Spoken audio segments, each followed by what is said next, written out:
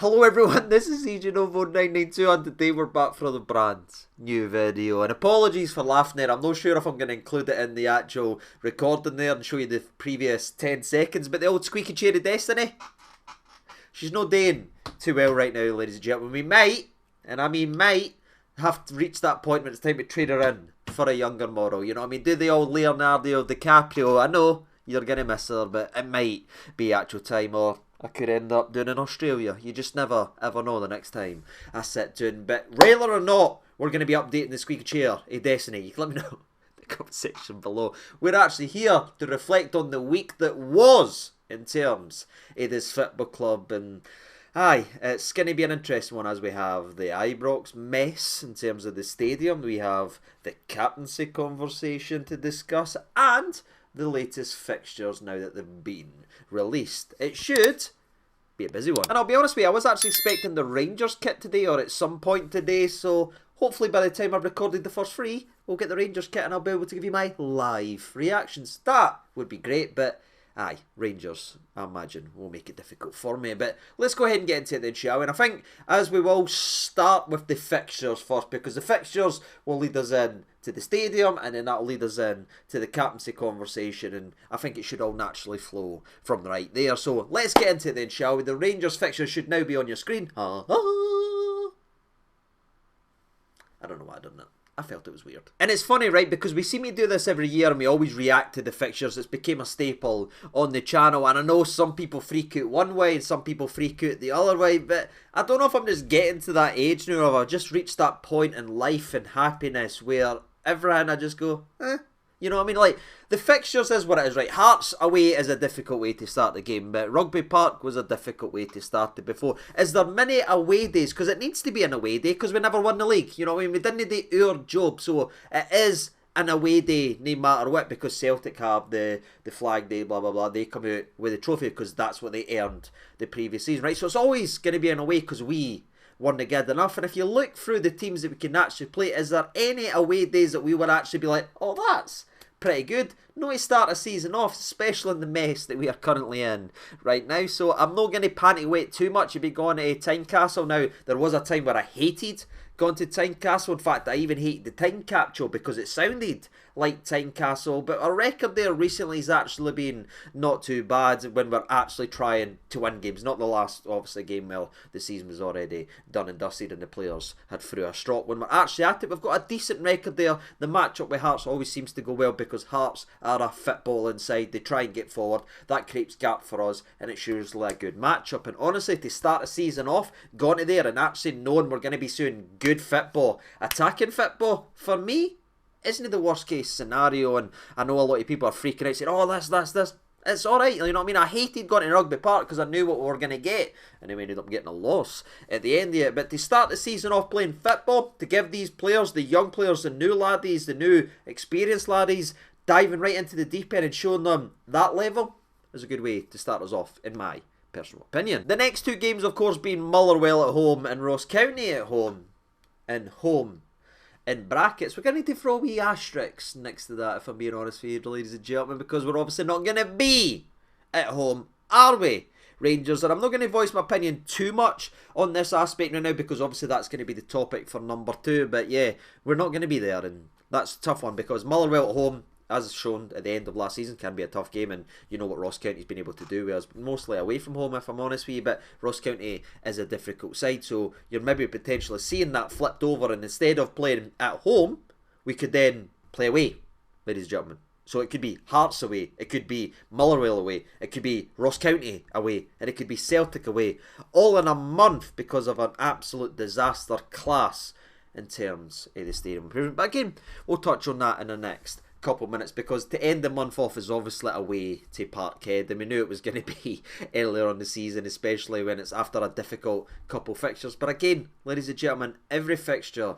is difficult. If it wasn't difficult, we'd be winning league titles left, right and centre, but we seem to make it difficult for ourselves. So I like the early Old Firm, honestly, in terms of a season. Gets you a taster, gets the feet wet, and sets up what will hopefully be a successful campaign. But if you look at that August, whether it's home, away, Murrayfield, Hampden or anything like that, you're looking at that Hearts 3 points. Motherwell, 3 points. Ross County, 3 points. Parkhead, 3 points. I'm expecting 12 for that.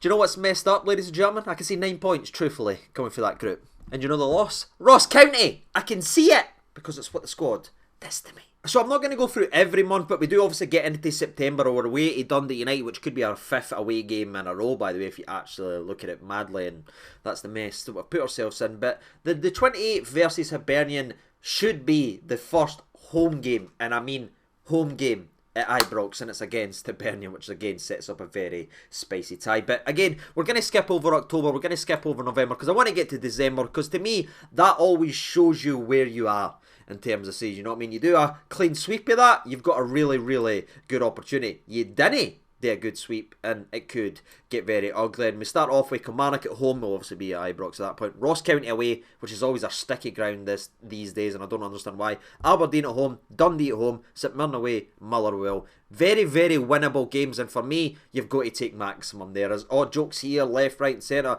December needs to be maximum. If we're going to be successful as a football team, December for me is maximum. And then that takes us into January, the Old Firm fixture. But I'm not going to go through every month. Every game is what it is. We play the same teams all the time. We know the same challenges. We can only hope that the new players bringing into this football club can bring a new life. And the experienced players that we're bringing in can bring a different mentality and approach to these games to keep the standards of what this football club used to mean up to here. And we can go hard and be a successful. But that's my thoughts on the fixture. Yes, it could be a very difficult month. Yes, we're looking at potentially starting the season off with 5 away games in a row. But it's no one else's fault, barring. So I've not got much sympathy on it. I just need to hope the players can dig out the club and actually go ahead and pick up the maximum. But yeah, I'm not going to panic away to be going to Tynecastle. Actually, I'm looking forward to it. But that leads us perfectly into story number 2, which is the Ibrox situation, which did technically happen over a week ago now, but obviously I was on holiday, so I'm going to feature it here because it's so important to the rest of the other stories. And a lot of people have been asking me, tweeting me, DMing me, sending me messages, commenting everywhere. What's your thoughts on it? What's happening? What's your thoughts on it? And truthfully, as basic bitch as this going to sound, troops, I'm not a builder. You know what I mean? The only thing I've ever done in my life is some dry stone diking, and that is a wall YouTube monetization. I'm not going through this again with Lyndon Dykes where I got my video demonetized, and same with Jason Cummins. It's a wall YouTube. I'm not doing it again. That's about the highest level I ever got to, slapping some stones on an actual wall. So I don't know the ins and outs of it. For me, it does seem quite odd that you've not got all the materials there before you start building, especially when you've had so much time to plan it and so much time to prepare it. It should be done, especially with the tight time scale you're always going to have for that level of work with the end of the season to the start of the other. But then again, I've seen and I've spoke to people that says that's sometimes that's pretty much the business norm. Not a lot of people actually bring in all the materials, because doing that, obviously you then have to start paying storage costs, and the costs go up here. So most people now, or most businesses or projects or anything like that, will do what they need to do, work their way through it, and then just have a steady stream of supplies coming in, which if it's true and if it's the case with Rangers, fair enough, I understand it, especially the penny pinching, because every business is the exact same these days. I know it's a meme with Rangers, but every company, every day does what's best for the company in terms of financial point of view. But again, fair enough if that's true, but I just feel like we've played ourselves and really hurt ourselves in terms of a season, because what I care about most, troops, is the football side of things. You know what I mean? I know a lot of people like to pretend they're in the know with the accounts and everything like that. That's never bothered me. I love the team. That's what I've grew up supporting my entire life, and for me, this directly impacts the team, because what are we doing this season, right? And if things go the way I'm expecting it to go over the next couple of weeks, which I've already kind of talked about and hinted at all our videos, there's going to be a massive exodus of experienced players, or players that's been here for years, ladies and gentlemen, for this football club, right? And that brings its own turmoil, because then you're bringing in young laddies, some people for miles, like South America, bringing laddies in from different leagues that need time to adapt to the country, the weather, hello, Cifuentes, and the actual style of football. That brings its own turmoil. You're losing your experienced players, that's its own stuff, and then you're adding in some new experienced players. So they're all trying to find their feet, they're all battling against each other, and that there is what we should be stressing about. That's there is what we should be worrying about. But see, this right here is getting completely overshadowed because there is something else now over the top of it, squishing that down, making everything and all the other worries that you get throughout a season significantly worse, because all of them that's trying to adjust and learn and get this and new experiences and new dressing room leaders and new this, new that, is always having to do that with this massive cloud of not being able to play a single home game for what? Until September. That there is a shambles that a club can allow us to go into another season where again it's tooth and nail, it's tight margins, every old firm separated by one goal. It's like this, and to go in and having to play potentially 5 away games in a row, and whether we play, if we reverse the fixtures or no, ladies and gentlemen, or if we play at Murrayfield, or it's no Ibrox, we're not getting the players settled, we're not helping them get in with that, because it's all going to feel different, and that's where it annoys me, and that's where it pisses me off, because we're going into the new season where we want to be successful and we want to win trophies with one hand, possibly two hands, tied behind a back of a team that is changing. But again, if it's the way it's always been and we've just been unlucky and that's it, right, I get it, troops, but I'm a football fan, I'm not a builder, I'm not a project manager, alright? I care about the football, and all this is affecting the football. That's how I talk about it. I'm not wanting to go the ins and outs of project managing, if this is normal, if this is a recurring thing. I don't know, troops, you know what I mean? I'm here to talk about the football, but the football does lead us to a couple of other things as well, because obviously there are individuals have been punished for this. There's been a project manager sacked, there has been people losing their jobs for that, so Rangers has took swift action. So if that's where you find your peace, if that's where you find your happiness, people losing their jobs to it, fair enough, etc, etc. Again, I'm not going to keep going in it, because I want to talk about the football and what could potentially be happening. And as we talked about, could we do a reverse fixture on it? We kind of touched on it with fixtures, but and now we're here like that in terms of just swapping home from away. And in that way, nothing really changes in terms of travelling and financial. People are still getting the same amount of games. You're still getting the same amount of games at Ibrox. You're still getting the same amount of games away. So, like the Motherwell game, instead of being at home at Ibrox, do we play that at Fir Park? And then just, instead of the Fir Park game later on in the year, it's then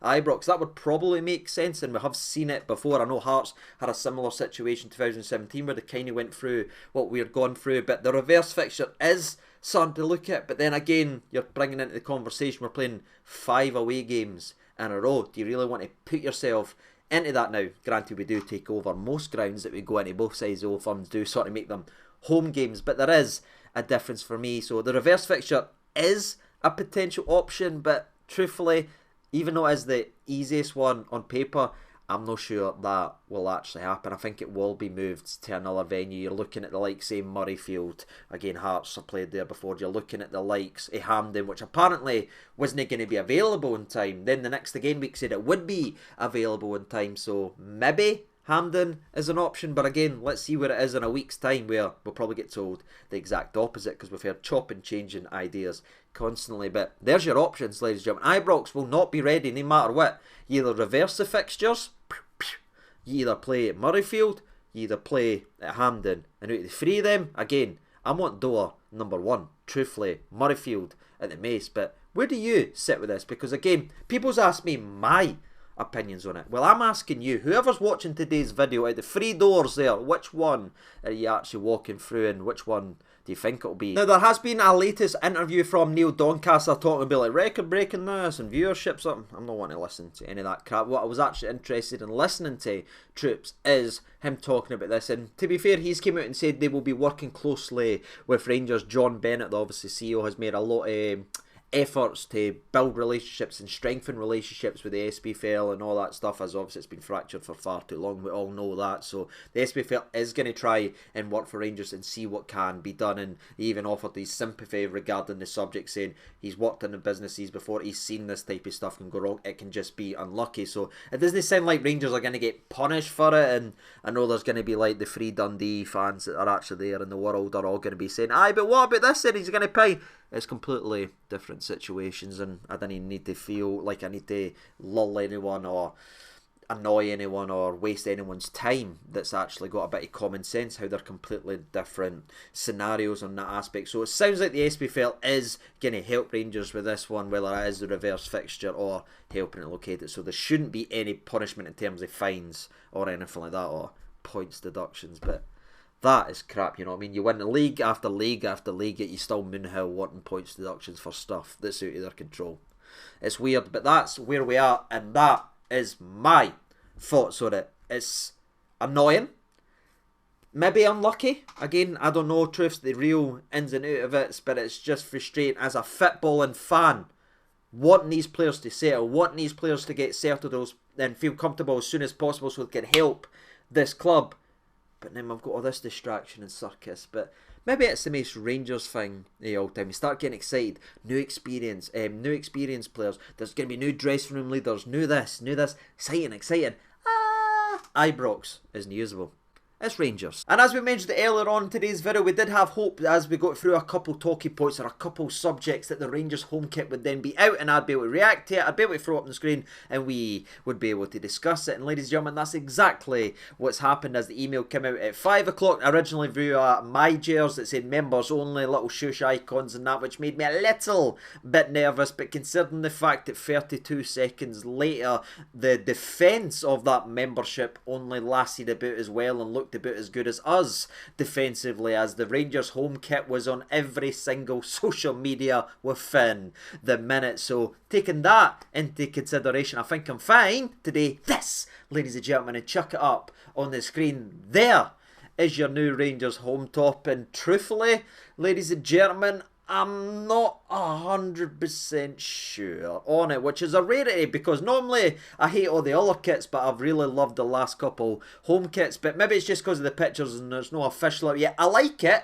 I just didn't love it just yet. You know what I mean? I really loved last year's home kit, but then we'll go ahead and do it. You know what makes a good kit? Winning! Rangers, so maybe, just maybe if you go ahead and do your business, we will actually really like it. But yeah, it's a home kit, ladies and gentlemen. I'll still be buying it, and I'm sure when I actually put it on and when I wear it and I see this team winning a couple games in it, I'll start to like it a lot better. But that's truthfully my thoughts on it. What about you? Will you be parting with £75 of your money for the Rangers home kit? Let me know down in the comment section below. And if you are still here, give me a wee scaling from 0 to 10 on where you put this home kit. I gave the last home kit, I think it was a 9 or a 9.5. I really loved last year's home kit. So far, and again, I've just had glimpses as we're starting doing this video, we're still recording and everything like that. I'm going to give it around about an 8. Probably when I chuck on, I'll like it more. What about you? Let me know down in the comment section below. And the next story, honestly, it feels like nonsense of the week. Despite it being blown out of proportion and everyone losing their mind and everyone saying, oh my god, Tavernier's going to get stripped by the captain, saying Jack Butland is the new captain, and some people being excited about that. Well, a very, very, very small minority of the people, isn't happy about that. For me, I just sat back and I just watched it like this. Like, this was genuinely me on Twitter yesterday. I was just like that. I was going back because I'd heard about it before it obviously dropped on Twitter and everything like that, and I just went, alright, okay. So the scenario is Tavernier's not getting stripped to the captaincy. You know, Butland isn't being put in as the captain. All that's been said, or apparently said, or allegedly said, I might need to cover myself with this one, is that if Tavernier goes, Jack Butland will be instated as the captain. That is the apparent news right there. And for me, what I thought was so funny with everyone freaking out is, if you just put it in as plainest terms as possible, right, give me a second before you shout me in the comment section below, what the news and the breaking news and the massive exclusive and the massive scope is, if one captain, Tavernier, leaves the football club, another captain, possibly Butland, will be announced. Yeah, obviously, that's football. For me, there's nothing in that, because that makes sense, right? We hear about Butland being a leader, we hear about Butland doing this and this, right? That makes sense. If Tavernier does go this summer, which again isn't guaranteed, but I do feel like there is something in that, Butland is the one that's being selected. For me, that isn't the story, and that's not what everybody should be talking about. I think everyone's got lost in that, and they're not actually paying attention, because who's the vice captain of this football club? In the comment section below. That's right. It's Connor Goldson. He's been the vice captain for 5-6 years. Whenever Tavernier's not been able to play, or if Tavernier's not been available, who's been the captain of this club? It's been Connor Goldson. For me, everyone's getting distracted in the Tav Butland news that doesn't really make sense. They're overlooking what the actual story is for me, and where the interest is. That if Tavernier goes, it's not going to be the vice captain that gets promoted. It's going to be Butland. So where does it leave Connor Goldson? And that, for me, is the biggest indication that Connor Goldson will be moved on this summer, or will be actively trying to move on, or maybe even wants to move himself, because I'm sure that will hurt that laddie, given the amount of years and the amount of games and the amount of injuries he's played through, that he isn't getting the chance to be the guy. Nah, it's going to be handed to somebody else. That's the story right there, and that's what I'm waiting for everybody to catch on to, ladies and gentlemen. That's where my interest is. If Tavernier goes, Goldson's not getting picked, so does that mean Goldson's gone as well? I think so. And some people will be happy about that, some people will be sad about it, but it probably feels about right in terms of this experience, changing the leaders, changing the dynamics in the change room. We could be losing them both this summer if things go the way that they're supposed to go. But again, it's all ifs and maybes, and you're relying on clubs coming in or moving on or terms being agreed and stuff like that. It can all falter down, but that's the story for me, ladies and gentlemen. I think it tells you more than what the actual clickbait is of Tavernier and Butland. So aye, it's almost nonsense of the week in that scenario, but that's my overall thoughts on it. And that's truthfully it, ladies and gentlemen. Hopefully today's video was alright. Hopefully this weekly roundup was alright, and I covered the subjects you actually wanted me to cover. It'd be great to know your opinion on today's talking points down there in the comment section below. And aye, I'm actually genuinely interested in how you feel about the stadium and the conversation regarding the players, the fixtures itself. I'm genuinely curious, so please let me know down in the comment section below. If you can hit that like button, that'd be absolutely sensational as well, to help the channel grow as we try to reach 70,000 subscribers. It's going to need us all, ladies and gentlemen, and that'd be greatly appreciated. But until then, I've been Sage992. Thank you so much for watching. All the best, and bye-bye.